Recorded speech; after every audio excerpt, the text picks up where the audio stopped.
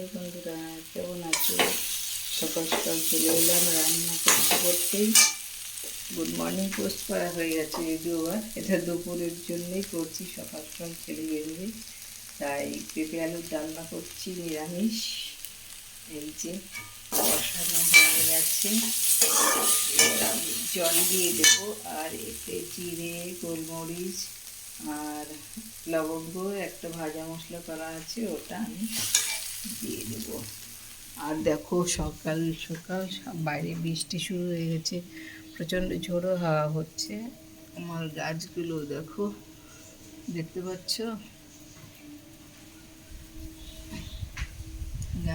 এই গাছগুলো, এই যে এইটা পাতাবাহার, এটা তো 15 দিনেই শিকড় বেরিয়ে গেছে, কি সুন্দর দেখো, সুন্দর শিকড় বেরিয়েছে। তোমরা কিন্তু ঘরেতে ডাইনিং টেবিলে এরকম সুন্দর সুন্দর পাতাবাহার আছে, মানি প্লান্ট আছে, এগুলো করতে পারি। এগুলো আমি কাটিং করে দিয়েছি, বড় হয়ে গেছিলো।